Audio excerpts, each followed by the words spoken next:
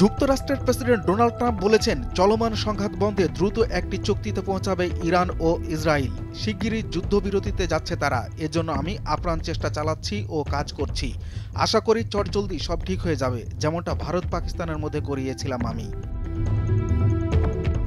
নিজের মালিকানাধীন সামাজিক যোগাযোগ মাধ্যম ট্রুথ সোশ্যালে এক পোস্টে ট্রাম্প লিখেছেন, ইরান ও ইসরায়েলের একটি চুক্তিতে পৌঁছানো উচিত। আমি মনে করি দুই দেশই চুক্তিতে পৌঁছাবে, যেমনটা আমি ভারত ও পাকিস্তানের মধ্যে করিয়েছিলাম।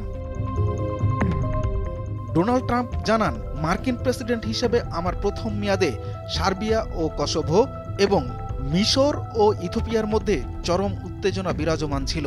তাদের পরিস্থিতি নিয়ন্ত্রণে আনতে ভূমিকা রেখেছিলাম আমি। সবার মধ্যে সমঝোতা করিয়েছিলাম। তেমনইভাবে ইরান ও ইসরায়েলের মধ্যেও আমরা খুব শিগগিরই শান্তি আনব। ইউএস প্রেসিডেন্ট বলেন, আমি অনেক কিছু করি কিন্তু কখনো কৃতিত্ব পাই না, তবে জনগণ তা বুঝে। তাই নিশ্চয়ই করব। Make the middle east great again. Trump আরও বলেন, ইরান ও ইসরায়েলকে সংঘাত বন্ধ করতে বহু ফোন কল ও বৈঠক চলছে এখন। আমি মনে করি এগুলো ফলপ্রসূ হবে। আরেক বার্তায় তিনি বলেন, আমি এরই মধ্যে রাশিয়ার প্রেসিডেন্ট ভ্লাদিমির পুতিনের সঙ্গে কথা বলেছি।